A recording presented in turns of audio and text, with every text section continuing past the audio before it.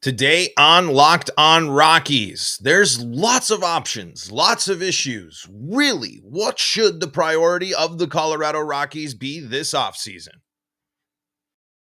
You are Locked On Rockies, your daily Colorado Rockies podcast, part of the Locked On Podcast Network, your team every day.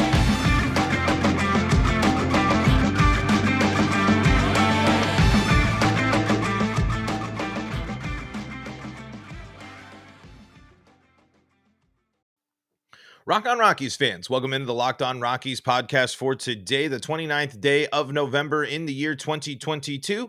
I am your Rockies fan extraordinaire, Paul Holden, bringing you your daily Colorado Rockies talk right here on the Locked On Podcast Network, where you can find your team every day. And if your team is the Colorado Rockies, well, guess what? You found us. You're in the right spot. That's what we do. We love talking Colorado Rockies, and we love talking Rockies with you. You can follow the show on Twitter at LO Rockies. You can subscribe to Locked On Rockies on YouTube and be part of the show. You'll know when we go live. You can dive into the live chat. You can answer or get your Rockies questions answered live right here as we record each and every episode on our YouTube channel. We usually record live. Sometimes we record ahead of time, but more often than not, folks, you can jump into the live chat, and we already got some folks in here. We got some longstanding fans. Nicholas Duval and Eric Harper are already here, and you can join in on all the fun by subscribing to Locked On Rockies on YouTube. Who the heck am I? Well, I am your Rockies fan extraordinaire, Paul Holden, bringing you your daily Colorado Rockies talk. And what are we doing on today's episode? What are we talking about today? Priorities for the Rockies. And there are two massive ones. And it should be no surprise that the Colorado Rockies are looking at a situation where they need to retool not only their offense, but their pitching staff as well. So really, you have a limited amount of time. You have a budget. You have only so much money that you could spend. There's only so many players that are out there. There's only so much interest that you can generate in your ball club. Where should the Rockies put their priorities? And it's a tough question, honestly, because there's no wrong answer here. If you look at it, the Rockies bullpen and starting pitching depth is abysmal.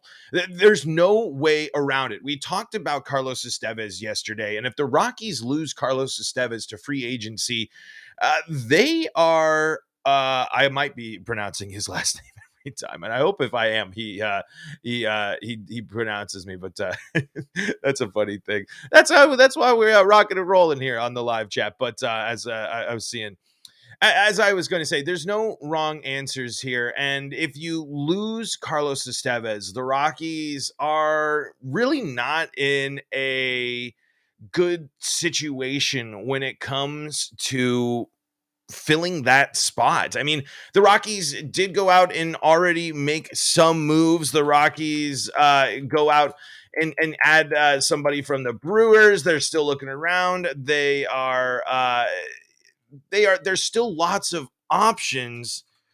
It's just, is that enough? Is it enough to claim Brent Suter off of the waivers? Is it enough to get Matt Koch on a minor league contract here? These aren't names that necessarily are going to shock the world, but it's moves to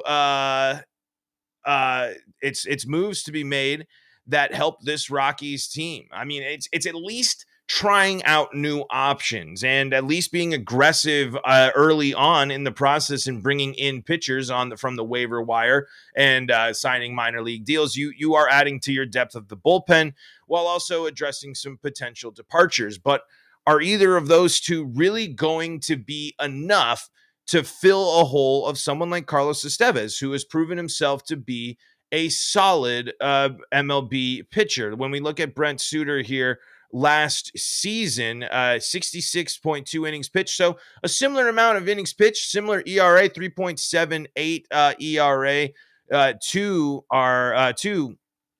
our man Carlos Estevez. But let's take a look at how he finished the season there. Pretty good. He did pitch the full season. It's interesting. He did pitch a full season in Milwaukee. He looks like he had a little bit of a bump, but was driving down that ERA, was keeping things pretty close. Had one big stop, a couple of crooked numbers there on September 9th and September 27th. But after allowing the 3 runs and 3 straight appearances with runs, he went on to go 1, 2, 3, 4, 5 appearances in a row without letting up any runs, led up to against St. Louis on September 27th, and then nothing there to finish off his 2 appearances. So it seems like the Rockies do have a potential Carlos Estevez replacement, but is he going to be better? Why not have both of those options? Those are 2 better middle relief options that you have. Plus, the Rockies now are also going to have a full season of Dinelson Lamet. Are those moves enough to sit there and say, okay, we really need to hit better? The Rockies can't be where they are in terms of offensive production. This is a team that needs to be up there in offensive production, especially on the road. And it's something that it is one of the biggest issues. And here's the deal. When you think of the big myths or the big talking points around the Colorado Rockies, pitching at altitude is always one of them. And yes, the Rockies don't have especially last season, the performance to back it up.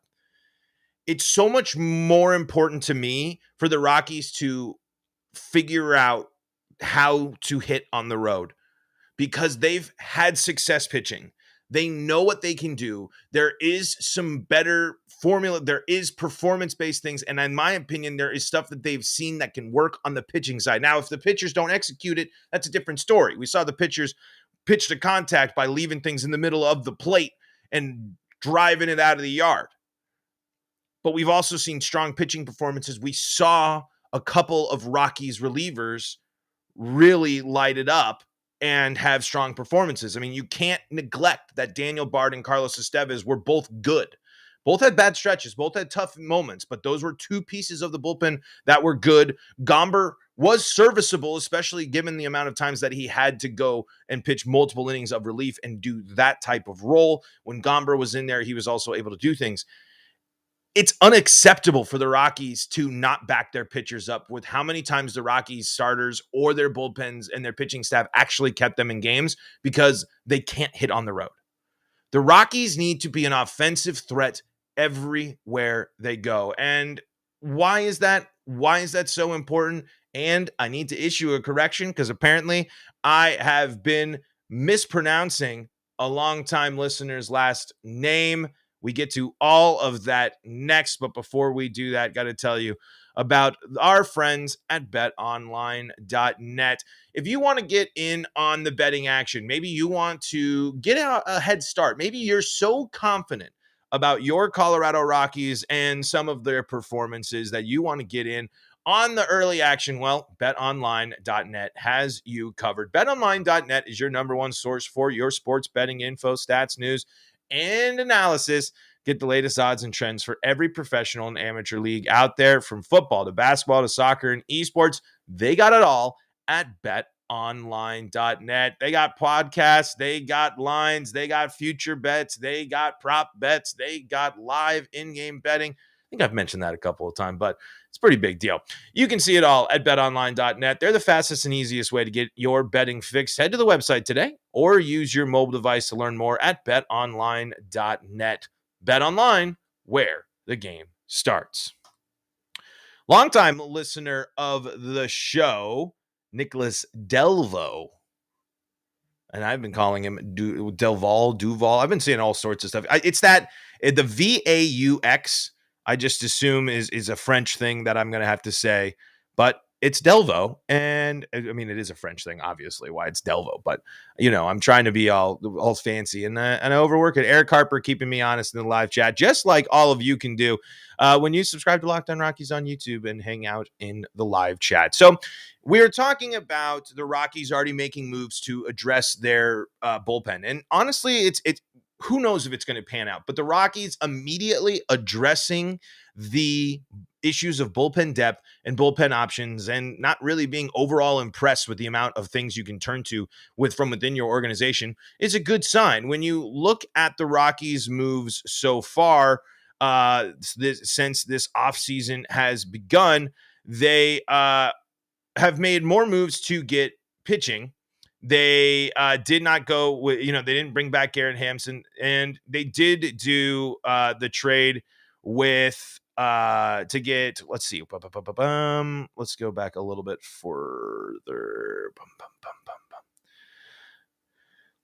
Yes. So the Rockies have made 3 moves for pitchers this year already this offseason. They've also made the trade to get Nolan Jones, but they've seen some interesting players elect free agency and some other ones that were probably going to move on. You're not going to bringing back someone like Alex Colomé isn't going to help the Rockies. So I'm already intrigued by the fact that the Rockies have already moved on from some of the pieces that we've seen in the Rockies bullpen. You're not going to see Alex Colomé come back. I'm going to go ahead and say by now, Chad Kuhl is not going to be back with the Rockies, especially since their 4th move, I should say, involving pitching, bringing back Jose Urena. Those 2 pitchers are going to be gone. They've already made moves to bring in some other pitchers, and I still think they can do more there. But they haven't done anything to address their offense yet, other than, of course, the trade to get Nolan Jones. They need to be in the market for the big bats. They need to be. The Rockies might be able to sit or there's really 2 options you can go. And it completely influences how they should approach this philosophy of what is our priority, offense or pitching. And it's, do you just buy in next year, say we're buying in with our prospects? We're going to give everyone the playing time. Ezequiel Tovar, I don't think it's that big of a surprise. I think Ezequiel Tovar, bearing a terrible spring, is going to be the starting shortstop for the Rockies. With they haven't made, with letting Hampson go, with letting Iglesias go, it's clear that the Rockies are setting the table for Ezequiel Tovar to just play ball, and that's a good move. It doesn't matter for a competitive window for the Rockies. Getting your top prospect in there is great. And if you want to just say we're going to focus on and get our prospects, then you should be more interested in going and getting more pitching. You need to add another starter. You need to add more depth. But there's that inherent just itch in the back of my mind where you can add the fact that Cody Bellinger is out there asking for a 1-year deal just poses such a more interesting wrinkle for the Rockies, because as much as their prospects and they're slated to have good offense as part of their package, Montero, he's talked about not seeing the full version of him. Tovar, who's turned it up. We saw great things from Sean Bouchard, Tolia as well. I don't want to rely solely on that bringing a bunch of firepower to your lineup, because there are going to be situations where 3 to 4, all 4 of them are going to be in the game at once. And just having Chris Bryant back is a full new lineup with prospects and young guys and rookies, and Chris Bryant and Charlie Blackmon and Ryan McMahon and Brendan Rodgers and CJ Crone. Is that really enough firepower to compete? And I don't think it is. I think if the Rockies add one of these big name free agent outfielders, the Rockies, I think, really should go after Nimmo or Bellinger. I think, because here's the deal. Bellinger really poses the best option. And I think if you go in on Bellinger, you can get Bellinger for an affordable deal. And then you're kind of being able to go to the table for your pitching side and say, hey, listen, we might have been struggling, but we went out and got Chris Bryant. We went out and got Cody Bellinger. We have these exciting prospects. We're buying into our defense or our offense. Here's Cody Bellinger to back you up in center field, a really great center field defensive player to make the impact of course field a little less. You're going to have plenty of options in right field instead of relying on Charlie Blackmon to be your right fielder.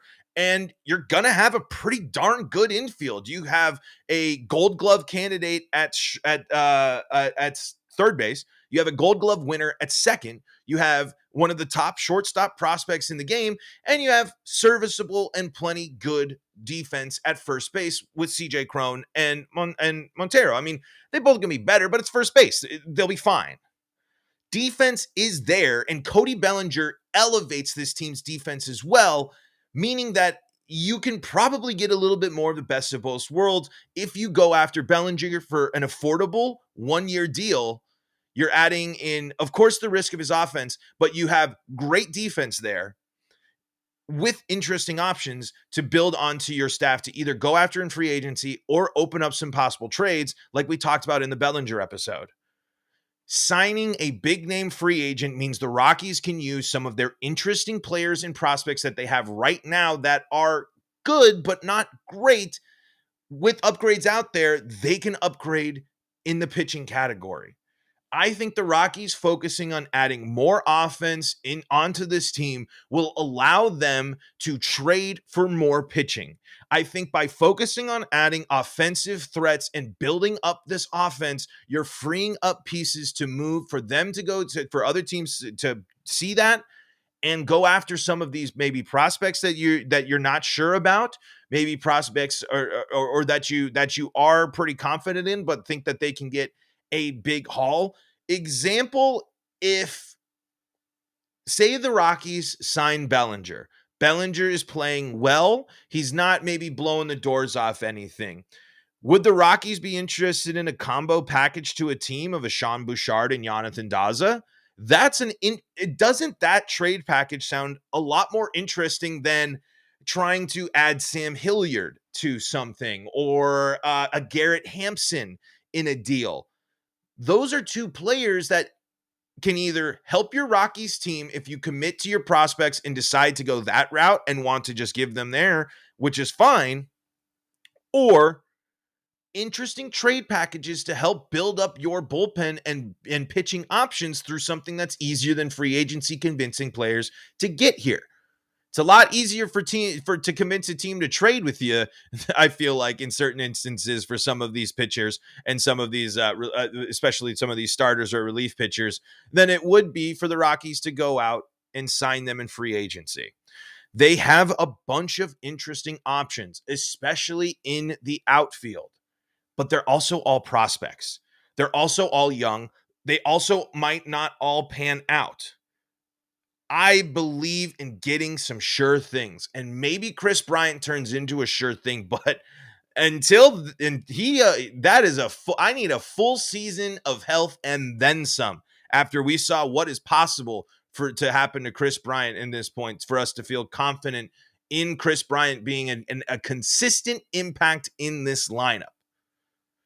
So really, for the Rockies, what should the focus be? Should it be pitching? Should it be offense? I think by beefing up the Rockies offense, you can beef up your pitching because it gives you more interesting trade options and get better quality things or pitching prospects in return for some players. The Rockies signing a big name, big power bat that fills some roles in their outfield puts 3 players up that could really, or 4, honestly, up for trade. And we'll talk about those 4 here in just a moment. We'll also dive into the live chat. But before we do that, check this out. This is the Locked On Rockies podcast. You can find us on your favorite streaming service. You can find us streaming live on YouTube as well. I mentioned before the break there, the 4 players the Rockies could be freed up to trade if they sign a big power bat in the outfield. Here's the deal, folks. Say you sign a Nimmo, say you sign a Bellinger. You're probably worried about leaning on them too much to be your big power. Bellinger maybe is a different story. He does have home run potential, and he's been able to, of course, we've seen his power. We know what he can do. If you sign and beef up your offense through free agency, you're opening up the possibilities of a CJ Cron trade, a Jonathan Daza trade. We mentioned Sean Bouchard, but Randall Grichuk as well. Those 4 players all can make an enticing package for the Rockies to go out and, oh, hey, there's a team in Florida. They got a lot of pitching prospects. a ton of really good pitching prospects. What does Miami do really, really, really, really well? Pitching. What do they need? Offense. And the Rockies are sitting on an abundance of possible offense for them to go and swap. You can swap some of these prospects. I think the Rockies and the Marlins should be active trade partners. It makes perfect sense for these two teams. They both have things that they might not be able to make the biggest or craziest trades, but they both have. The Marlins need offense. The Rockies need pitching.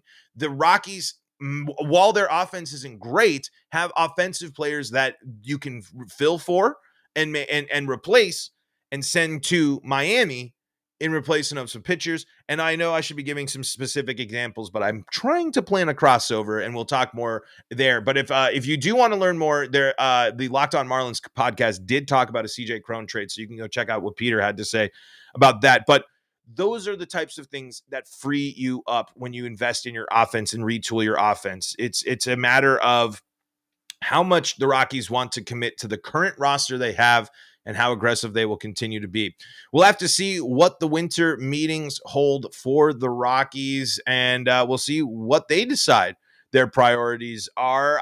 Again, for me, the offense should be a priority because if you invest in that, it gives you pieces to build up your pitching. But hey, I'm not going to be upset if the Rockies decide to beef up and go after and bring in new faces. Even if they don't work out, active, aggressive deal makings from the Rockies, always good things.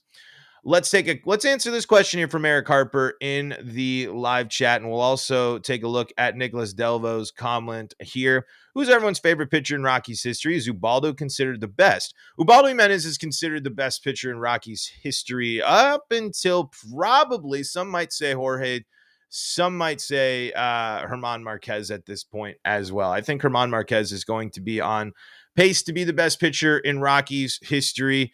My favorite pitchers are all pretty frequent. Ubaldo is up there. I do love Ubaldo. Chacin was great as well for his. Jorge was awesome. But for me, I think Rockies pitching of late, it's got to be German. It's got to be Kyle Freeland. I think, and John Gray. I think the Rockies rotation of late has been my favorite pitchers. But Ubaldo Jimenez, maybe overall, but I would say if I had to pick, it might be Kyle Freeland, just because I'm a sucker for the Colorado kid.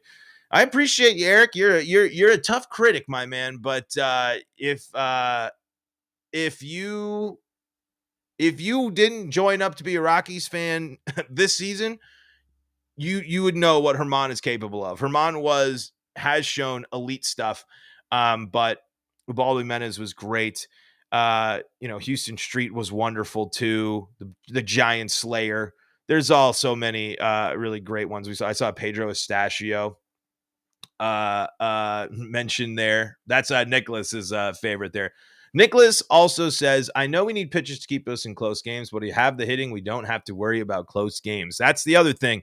The Rockies could avoid some of those 1-2 run games that they lost, that they've been on the other end of so much the last 2 years if they simply scored more runs.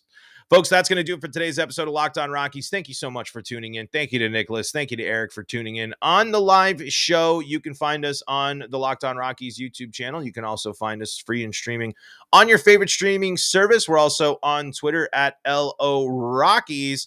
Thank you so much for making us your first listen of the day. Why don't you go make the Locked On Sports Today podcast your second listen of the day? Or hey, why don't you stay up to date with all things in the world of Colorado sports with the Locked On Broncos, Locked On Avalanche, and Locked On Nuggets podcast?